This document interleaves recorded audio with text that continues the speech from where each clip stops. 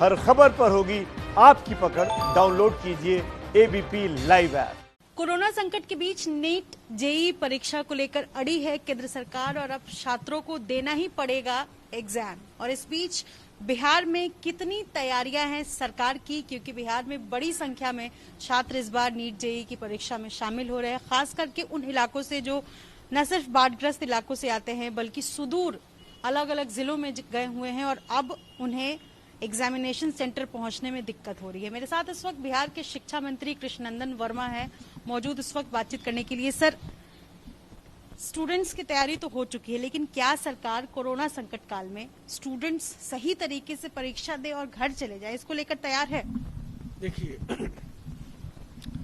शुरू में इसका बहुत विरोध हो रहा था और कई स्तरों पर अभी भी है, और छात्र मुख्य रूप से इसका बाढ़ का हवाला दे रहे हैं कि नीट और जेईई का परीक्षा जो है बहुत दिक्कत होगी।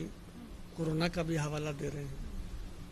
तो अब तो धीरे धीरे बाढ़ का प्रकोप कम हो रहा है और कोरोना का भी है, लेकिन कुछ उसमें कमी आई है। मुख्य रूप से केंद्र सरकार जो है वो स्पष्ट कर चुकी है कि परीक्षा होगी। तो अब तो सब लोगों को, छात्रों को भी तैयार होना होगा। हम लोग सब तैयार हैं, व्यवस्था करनी ही पड़ेगी और अब इसको टालना संभव नहीं है। शुरू में लगा कि भारी विरोध के कारण इसको टाला जा सकता है, टालना बेहतर होगा, लेकिन केंद्र सरकार की जो स्थिति है और जो उन्होंने आज भी कहा है, चैनल पर आज भी आ रहा था माननीय मंत्री, केंद्रीय मंत्री जी का, तो इस परीक्षा का तब आयोजन हो ही जाएगा और बिहार सरकार हर तरह से इसमें सहयोग करेगी। जो हम लोग को करना होगा, जो व्यवस्था करनी होगी, हम लोग तो करेंगे, करना पड़ेगा। आप कह रहे सहयोग जो है बिहार सरकार करेगी, जाहिर सी बात है, सरकार केंद्र सरकार का ही फैसला है, लेकिन मेरा सवाल सिर्फ इस बात का है कि छात्रों को सुरक्षा की चिंता है, स्वास्थ्य की चिंता है, क्योंकि जिस तरीके से बिहार में कोरोना केसेस लगातार बढ़ रहे हैं और बिहार के जो आंकड़े हैं वो किसी से छुपे नहीं, और ऐसी स्थिति में अगर छात्र अलग अलग जिलों से आते हैं तो उनके लिए सरकार ने कितनी तैयारियां की हैं और क्या तैयारियां की हैं?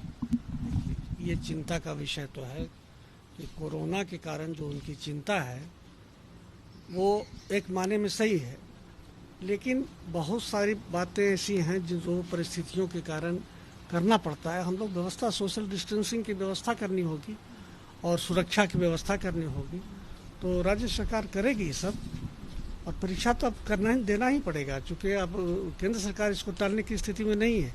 अब देखिए, इन्हीं परिस्थितियों में बिहार में चुनाव भी होने जा रहा है, करीब करीब स्पष्ट हो गया है, तो बाढ़ का प्रकोप तो कम जाएगा और अभी भी कम गया है, चुनाव आते आते तो बहुत कम जाएगा।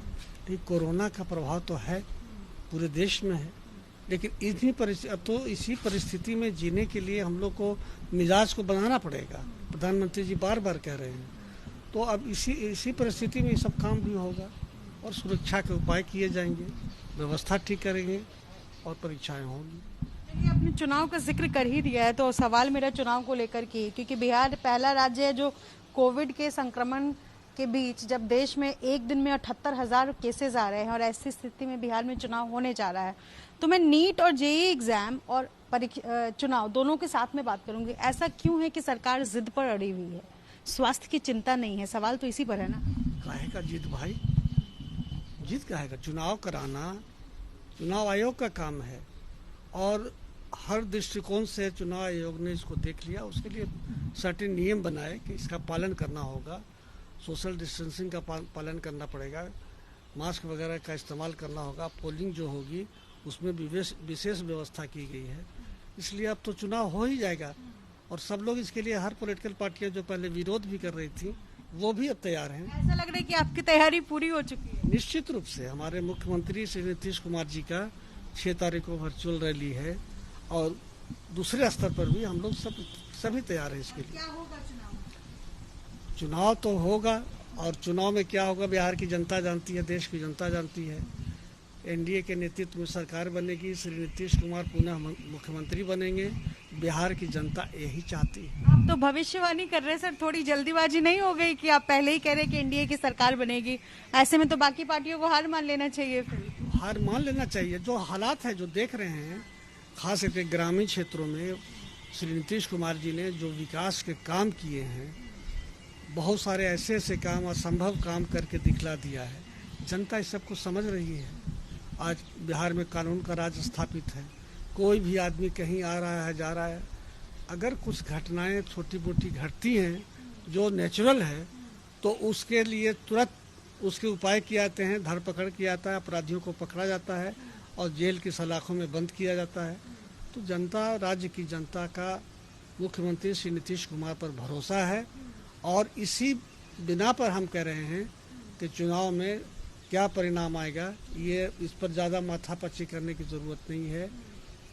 निश्चित रूप से हमारे मुख्यमंत्री श्री नीतीश कुमार जी भारी बहुमत से फिर पुनः मुख्यमंत्री होंगे और इस राज्य के विकास को आगे बढ़ाएंगे। देश की जनता, राज्य की जनता यही चाहती है। जी, तो कई चर्चाएं ये भी हुई थी कि घोसी विधानसभा क्षेत्र नहीं चाहते हैं आप और आप इस बार अपना विधानसभा सीट बदलना चाहते हैं, ऐसा है? नहीं, देखिए, हम कोई व्यक्ति कहाँ से चुनाव लड़ेगा ये उसकी इच्छा सर्वोपरि नहीं है। हमारे नेता हैं आदरणीय मुख्यमंत्री जी श्री नीतीश कुमार जी, वो एक एक चीज़ को रिव्यू करते हैं और कौन व्यक्ति कहाँ के लिए सूटेबल होगा ये उनका काम है, उनकी जिम्मेवारी है। लेकिन मेरे सवाल पर हामी भरी है सर आपने, यानी आप चाहते हैं कि सीट बदला जाए? नहीं, देखिए, ये हमने कब कहा। ये माननीय मुख्यमंत्री जी, हमारे नेता जो हैं, जदयू के राष्ट्रीय अध्यक्ष माननीय श्री नीतीश कुमार जी, ये फैसला वो करेंगे और उनका जो फैसला होगा वो हम लोग मानेंगे।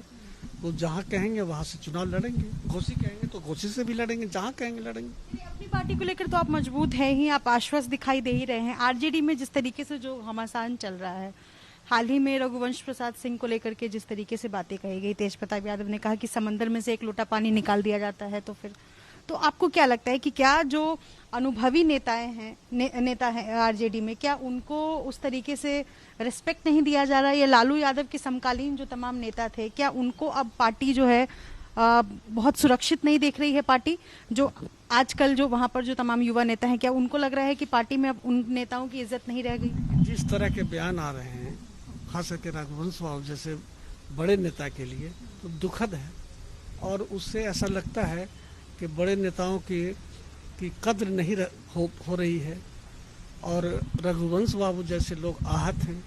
मुमकिन है कि कुछ और लोग भी ऐसा महसूस कर रहे होंगे, वक्त बताएगा। लेकिन ये स्थिति तो है कि बड़े लोग असहज महसूस कर रहे हैं, आहत महसूस कर रहे हैं, तो इसका परिणाम तो दल को ही भुगतना पड़ेगा ना। इसलिए आने वाले दिनों में बहुत सारे ऐसे नेता, रघुवंश बाबू जैसे नेता, जो नीतीश कुमार से जिनका मिजाज मिलता है, जो विकास चाहने वाले लोग हैं, बिहार को आगे बढ़ाना चाहते हैं। मिजाज मिलता है तो क्या उनको निमंत्रण दिया जाएगा रघुवंश प्रसाद सिंह को जेडीयू की तरफ से? ये परिस्थितियों पर निर्भर है कि वो क्या चाहते हैं, उनकी क्या इच्छा है। आप क्या चाहते हैं? अगर आपके ऊपर छोड़ दिया जाए निर्णय तो आप क्या चाहेंगे? ये कोई बात हुई? हम कोई पार्टी के बहुत बड़े नेता नहीं, हम छोटे नेता हैं।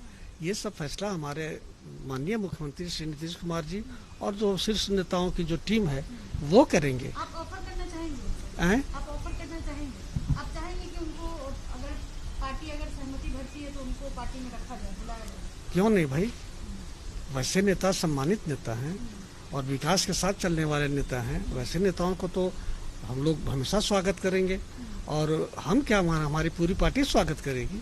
ये सब धरोहर हैं बिहार के। रघुवंश बाबू जैसे नेता अब बहुत कम पैदा हो रहे हैं। ऐसे लोगों को कदर होनी चाहिए, इज्जत होनी चाहिए और ऐसे लोगों को हमेशा हम लोग स्वागत करते हैं। बहुत बहुत शुक्रिया बातचीत करने के लिए। तो जाहिर सी बात है, जिस तरीके से शिक्षा मंत्री हैं कृष्णनंदन प्रसाद वर्मा और उन्होंने कई बातें कही, खासतौर पर नीट जेईई की परीक्षा को लेकर के सरकार तो तैयार है ही, लेकिन इसके साथ साथ चुनाव को लेकर के सरकार की तैयारियां भी पूरी है। और इसके अलावा रघुवंश प्रसाद सिंह जो कि आरजेडी हाल ही में उन्होंने पार्टी छोड़ा है, पद छोड़ा है, उनको लेकर के अगर पार्टी में आते हैं तो कृष्णनंदन प्रसाद वर्मा का बयान है कि अगर वो आते हैं तो पार्टी उनका तहे दिल से स्वागत करेगी। हालांकि इस तरीके का स्वागत राजनीति में क्या इशारा करती है ये आने वाला भविष्य ही तय करेगा। फिलहाल कैमरा पर्सन विशाल राय के साथ Nidhishri, ABP news Patna. ABP news आपको रखे आगे।